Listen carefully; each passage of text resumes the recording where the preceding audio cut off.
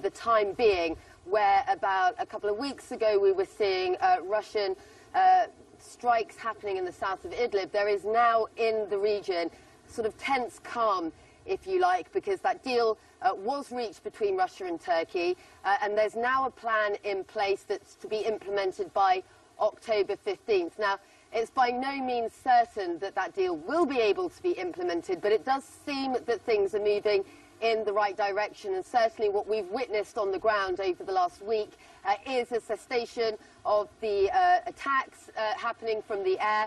We've seen all sides, as I said, just sort of tensely watching the situation, but definitely amongst civilians there's been a sigh of relief that those attacks have stopped for now, and also that what was looking like was about to be a major regime offensive into Idlib province that all sides were warning could lead to a potential humanitarian catastrophe, that has now, for the time being, been put on hold. And so there's definitely a sense of relief amongst civilians. Just yesterday, I was in Idlib province, where for the last couple of weeks, people have been taking to the streets every Friday after Friday prayer. There were thousands of people on the streets there, flying the Free Syrian Army flag.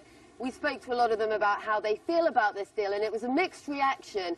But as I said, the sort of overwhelming sense of relief that for now, those attacks seem to have been halted.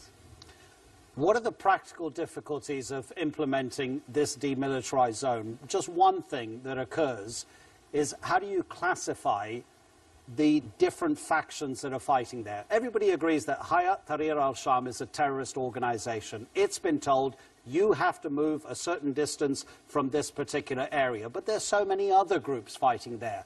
Do they have to find agreement, Russia and Turkey, about who is who and who is supporting whomever before this can work properly?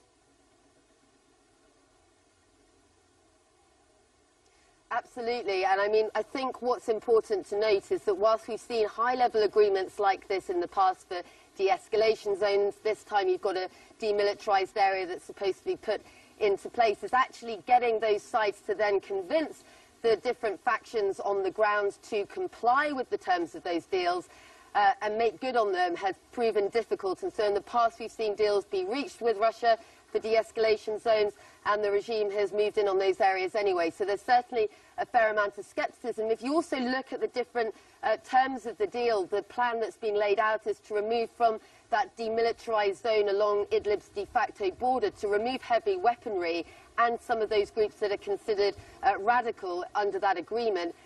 That's not going to be an easy task. I can tell you, just travelling into Idlib, you've got so many different areas with so many different groups in control. It's actually very difficult to know all the time which territory you're in and which group's in control.